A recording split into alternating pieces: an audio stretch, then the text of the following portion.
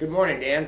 Good morning, Rob. Today is the 10th of June. It's a very special day here at RAF Mildenhall. And if you don't mind, I'd like you to just go ahead and introduce yourself and tell us what position you have. My name is Dan Rosenthal. I'm the president of the 100th Bomb Group Foundation, which represents the Bloody 100th Bomb Group.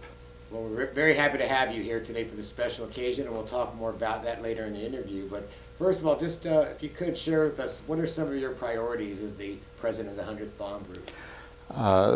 We have moved from a reunion group, unfortunately, because many of our veterans have reached that time. And we have turned ourselves into one of the finest educational foundations in the world.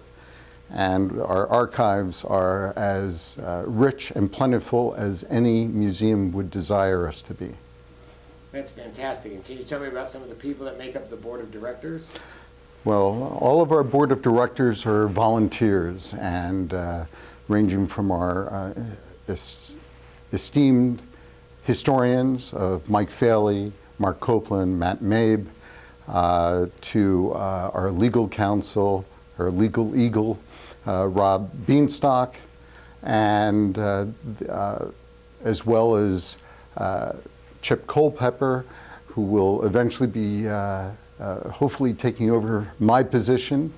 And in addition to that, we also have two former commanders from the 100th Air Refueling Wing on our board of directors as well, Bill DeMarco and Tom Torkelson.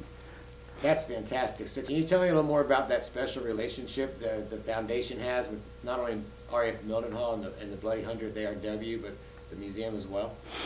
Well, our relationship is one that's been forged through the years with the Air Refueling Wing here, and we're so proud of the 100th Air Refueling Wing carrying on the traditions and recognizing the history of their Air Force from the beginnings of Air Force bombing to today's Air Force. And that legacy and that rich history is so deserving to being preserved, which your Air Wing has done a fantastic job and continues to do, and we are so proud that you will be continuing to do that for decades to come. It's definitely our pleasure, Dan. And what does it mean to you that we, as a unit, carry the square D on our tails still? Well, it means the world to us, because it means that our legacy, the legacy that our heroes have, what they did during World War II, fighting by the skin of their teeth in non-pressurized planes 6 miles above the earth, and fighting for one another, dying for one another, continues on today. And that legacy and richness and is needed to be preserved for future generations, because Lord knows we don't want this to ever occur again in anyone's lifetime. So maybe now would be a time to talk about when, if anyone's interested in meeting these wonderful characters, there's something coming up in October, I understand? Well, there's going to be an incredible reunion symposium in Dallas this coming October. We encourage everyone and anyone to join us. We consider anyone who is not part of our group, part of our group.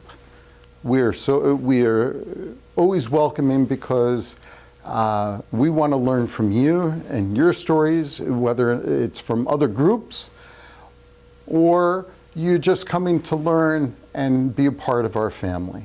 And we look forward to everyone coming to Dallas this October, at the end of October. That's wonderful. So now let's get down to the brass tacks of why we're here today.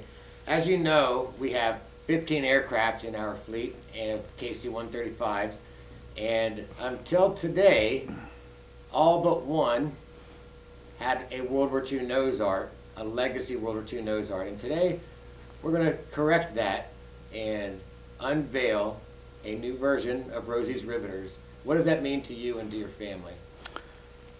Well, it represents that his legacy will live on in today's Air Force. And to be so recognized and by today's Air Force means the world to us. To have his nose art on a plane is really surreal to our family, but because my father would always say, there are so many other worthy people and crews worthy of this honor. But on behalf of our family, we are so honored and blessed by this recognition.